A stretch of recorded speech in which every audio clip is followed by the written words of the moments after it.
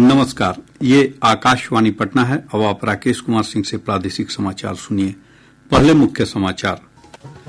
प्रधानमंत्री नरेंद्र मोदी ने राजगीर में नालंदा विश्वविद्यालय के नवनिर्मित परिसर का उद्घाटन किया। कहा, विश्वविद्यालय का कायाकल्प उभरते भारत की क्षमता और ताकत का प्रतीक है। केंद्रीय खाद्य प्रसंस्करण उद्योग मंत्री चिराग पासवान ने कहा, खाद्य प्रसंस्करण क्षेत्र किसानों की आय बढ़ाने और विकसित भारत के सपने को साकार करने में प्रमुख भूमिका निभा सकते हैं। नीट यूजी पेपर लीक मामले में आर्थिक अपराध इकाई ईओयू ने 2 परीक्षार्थियों से आज गहन पूछताछ की। और प्रदेश के उत्तरी और दक्षिणी हिस्सों के मौसम में बदलाव। किशनगंज, अररिया, पूर्णिया और सुपौल में जहां बारिश रिकॉर्ड की गई, वहीं औरंगाबाद, पटना और बक्सर भीषण गर्मी के चपेट में। और समाचार विस्तार से। प्रधानमंत्री नरेंद्र मोदी ने कहा है कि ज्ञान वर्ष 2047 तक भारत को विकसित बनाने में महत्वपूर्ण भूमिका निभा सकता है। श्री मोदी ने बिहार के राजगीर में आज नालंदा विश्वविद्यालय के नवनिर्मित परिसर का उद्घाटन करने के बाद सुषमा स्वराज सभागार में छात्रों और संकाय सदस्यों को संबोधित करते हुए कहा कि भारत अपनी शिक्षा और ज्ञान प्रणाली को मजबूत कर महाशक्ति का स्थान हासिल कर सकता है। उन्होंने कहा कि नालंदा विश्वविद्यालय दुनिया के सामने हमारी पहचान और परंपराओं का बड़ा उदाहरण है। साथियों, मुझे विश्वास है आने वाले समय में नालंदा यूनिवर्सिटी फिर एक बार हमारे कल्चरल एक्सचेंज का प्रमुख सेंटर बनेगी, जहां भारत और साउथ ईस्ट एशियन देशों के आर्ट वर्क के डॉक्यूमेंटेशन का काफी काम हो रहा। यहां कॉमन आर्काइवल रिसोर्सेज सेंटर की स्थापना भी की गई है। Nalanda university ASEAN India university network बनाने की दिशा में भी काम कर रही। श्री मोदी ने कहा कि नालंदा विश्वविद्यालय का नया स्वरूप उभरते भारत की क्षमता और ताकत का प्रतीक है। नालंदा का नवजागरण, ये नया कैंपस विश्व को भारत के सामर्थ्य का परिचय देगा। नालंदा बताएगा, जो राष्ट्र मजबूत मानवीय मूल्यों पर खड़े होते हैं, वो राष्ट्र इतिहास को पुनर्जीवित करके बेहतर भविष्य की नींव रखना जानते हैं। श्री मोदी ने कहा कि उनकी सरकार प्राचीन परंपराओं के लोकाचार पर काम कर रही है, इसलिए साथ मिलकर विकास और पर्यावरण संरक्षण को बढ़ावा दिया जा रहा है। प्रधानमंत्री ने कहा कि इसी कड़ी में अंतर्राष्ट्रीय सौर गठबंधन को भी मजबूत बनाया जा रहा है। प्रधानमंत्री मोदी ने कहा कि उद्घाटन समारोह में इतने देशों को उपस्थित होना अपने आप में अभूतपूर्व है। नालंदा केवल भारत के ही अतीत का पुनर्जागरण नहीं है, इसमें विश्व के, एशिया के कितने ही देशों की विरासत जुड़ी हुई है। एक यूनिवर्सिटी कैंपस के इनॉग्रेशन में इतने देशों का उपस्थित होना, ये अपने आप में अभूतपूर्व है। प्रधानमंत्री नरेंद्र मोदी ने कहा है कि भारत में शिक्षा मानवता के लिए हमारे योगदान का एक माध्यम मानी जाती है।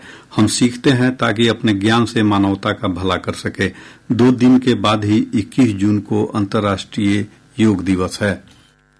आप देखिए, अभी 2 दिन ही के बाद ही 21 जून को इंटरनेशनल योगा डे है। आज भारत में योग की सैकड़ों विधाएं मौजूद है। हमारे ऋषियों ने कितना गहन शोध इसके लिए किया होगा, लेकिन किसी ने योग पर एकाधिकार नहीं बनाया। आज पूरा विश्व योग को अपना रहा है। योग दिवस एक वैश्विक उत्सव बन गया है। विदेश मंत्री सुब्रमण्यम जयशंकर ने इस अवसर पर कहा कि वे ज्ञान के एक वैश्विक पुल के पुनरुद्धार को देख रहे हैं, जो अतीत की तुलना में और भी मजबूत रिश्ते बना सकता है।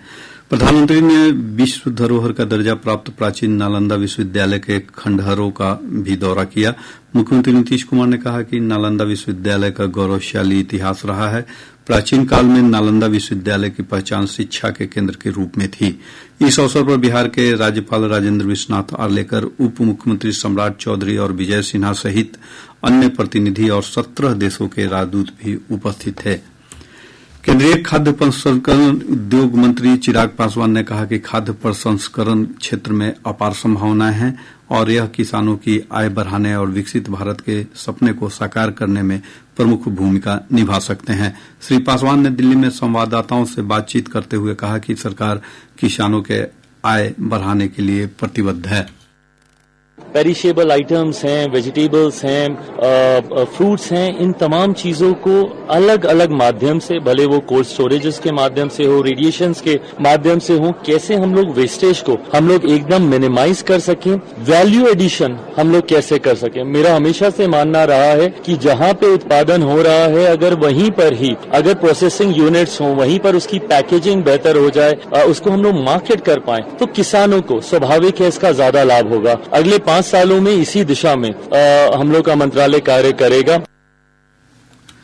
नीट यूजी पेपर लीक मामले में आर्थिक अपराध इकाई ईओयू का नोटिस मिलने के बाद 2 परीक्षार्थी पटना स्थित एजेंसी के कार्यालय पहुंचे। अभ्यर्थियों से नीट पेपर लीक को लेकर पूछताछ की गई। इस मामले में ईओयू ने 9 अभ्यर्थियों को नोटिस भेजकर पूछताछ के लिए बुलाया था। यह सभी छात्र राज्य के अलग अलग जिलों के हैं।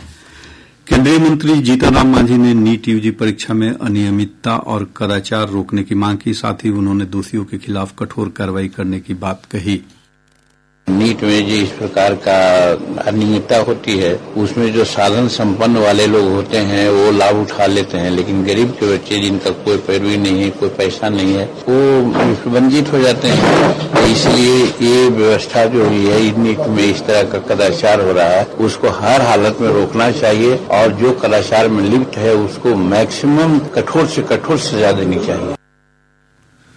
मुजफ्फरपुर के एक निजी अस्पताल में 2 वर्ष पूर्व सुनीता नामक महिला की किडनी निकालने के मामले में आज जिला एवं सत्र न्यायाधीश ने सजा की घोषणा की।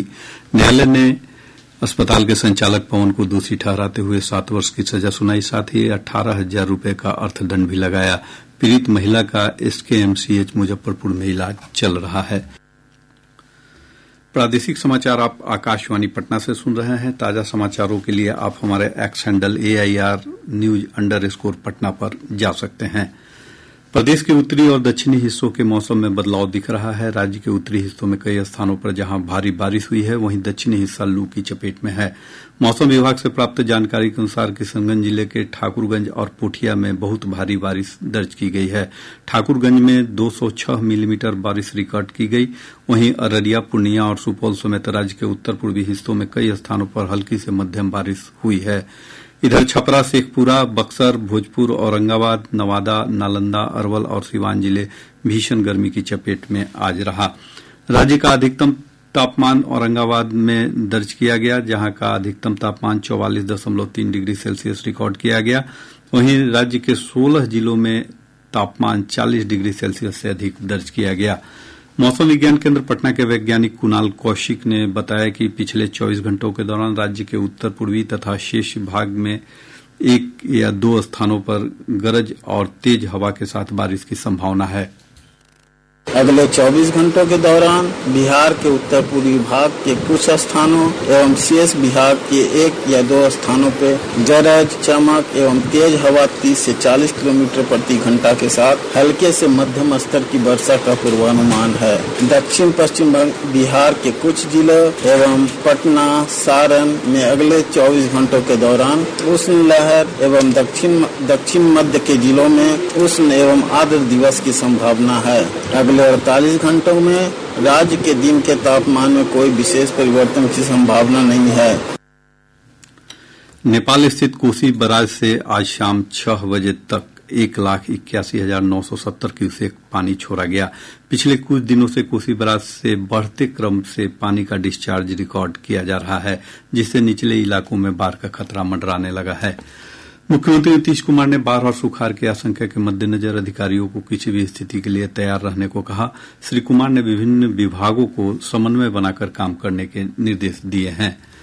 केंद्र सरकार ने स्पष्ट किया है कि अररिया के सिकटी में बकरा नदी पर ध्वस्त हुए पुल का निर्माण केंद्रीय सड़क परिवहन मंत्रालय के अंतर्गत नहीं हुआ था। केंद्रीय सड़क परिवहन मंत्री नितिन गडकरी के कार्यालय ने सोशल मीडिया पर एक पोस्ट में कहा कि इस पुल का निर्माण राज्य सरकार के ग्रामीण विकास विभाग के अंतर्गत हो रहा था। प्रधानमंत्री नरेंद्र मोदी ने अपने रेडियो कार्यक्रम मन की बात के लिए जनता से सुझाव मांगे हैं। यह कार्यक्रम इस महीने की 30 तारीख को आकाशवाणी से प्रसारित किया जाएगा। सोशल मीडिया पोस्ट में श्री मोदी ने कहा कि सुझाव माई गॉव ओपन फोरम, नमो ऐप या टोल फ्री नंबर 1800-117800 पर रिकॉर्ड संदेश के रूप में भेजे जा सकते हैं। सीतामढ़ी रीगा मुख्य मार्ग पर खैरवा चौक के पास मोटरसाइकिल सवार अपराधियों ने हथियार का भय दिखाकर सीएसपी संचालक से 8 लाख रुपए लूट लिए। पुलिस मामले की जांच कर रही है। शेखपुरा जिले के बरबीघा नगर थाना क्षेत्र के माहुरी टोला में एक निजी बैंक के कर्मी से 80,000 रुपए लूट लिए गए। पुलिस सीसीटीवी फुटेज के आधार पर अपराधियों की गिरफ्तारी के लिए छापेमारी कर रही है। औरंगाबाद जिले की साइबर पुलिस ने एटीएम से छेड़छाड़ कर बड़े पैमाने पर राशि की निकासी करने वाले अंतर प्रांतीय गिरोह के 4 सदस्यों को गिरफ्तार किया है। साइबर पुलिस उपाधीक्षक अनूप कुमारी ने बताया कि इस गिरोह ने जिले के लगभग 40 एटीएम से राशि की निकासी की थी। गिरफ्तार अभियुक्तों से पूछताछ की जा रही है। अंतर्राष्ट्रीय योग दिवस के पूर्वाभ्यास के क्रम में पश्चिम चंपारण जिले के बेतिया स्थित एसएसबी के 44वीं वाहिनी की ओर से योग कार्यक्रम का आयोजन किया गया। वाहिनी के कमान अधिकारी गोविंद कुमार ठाकुर ने बताया कि योग कार्यक्रमों में सीमावर्ती स्थानीय जन समुदाय को भी शामिल कर उन्हें जागरूक किया जाएगा। कैमूर जिले में भभुआ कुदरा पथ पर कुकुड़ाढ़ पेट्रोल पंप के पास कंटेनर की चपेट में आने से मोटरसाइकिल सवार शिक्षिका की घटनास्थल पर मौत हो गई, जबकि शिक्षक पति गंभीर रूप से घायल हो गया। बांका में बाल हृदय योजना के तहत स्वास्थ्य विभाग द्वारा चयनित बच्चे को निःशुल्क इलाज के लिए सत्य साई हृदय अस्पताल अहमदाबाद भेजा गया। मधुबनी जिले के खजौली थाना क्षेत्र के कन्हौली तुरकाहा गांव में भूमि विवाद में अपराधियों ने भूस्वामी को गोली मारकर हत्या कर दी, जबकि उसकी पत्नी घायल हो गई। पुलिस इस मामले में एक व्यक्ति को हिरासत में लेकर उससे पूछताछ कर रही है। भभुआ की अदालत ने 429 लीटर विदेशी शराब बरामदगी के मामले में समस्तीपुर जिला स्थित विद्यापति नगर थाना क्षेत्र के आलमपुर निवासी मोहम्मद फिरोज को 8 वर्ष की सश्रम सजा और 1 लाख रुपए की जुर्माना सुनाई है। और अब अंत में मुख्य समाचार एक बार फिर। प्रधानमंत्री नरेंद्र मोदी ने राजगीर में नालंदा विश्वविद्यालय के नवनिर्मित परिसर का उद्घाटन किया। कहा, विश्वविद्यालय का कायाकल्प उभरते भारत की क्षमता और ताकत का प्रतीक है। केंद्रीय खाद्य प्रसंस्करण उद्योग मंत्री चिराग पासवान ने कहा, खाद्य प्रसंस्करण क्षेत्र किसानों की आय बढ़ाने और विकसित भारत के सपने को साकार करने में प्रमुख भूमिका निभा सकते हैं। नीट यूजी पेपर लीक मामले में आर्थिक अपराध इकाई ईओयू ने 2 परीक्षार्थियों से आज गहन पूछताछ की। और प्रदेश के उत्तरी और दक्षिणी हिस्सों के मौसम में बदलाव। किशनगंज, अररिया, पूर्णिया और सुपौल में जहां बारिश रिकॉर्ड की गई, वहीं औरंगाबाद, पटना और बक्सर भीषण गर्मी की चपेट में। इसके साथ ही आकाशवाणी पटना से प्रसारित प्रादेशिक समाचार का ये अंक समाप्त हुआ।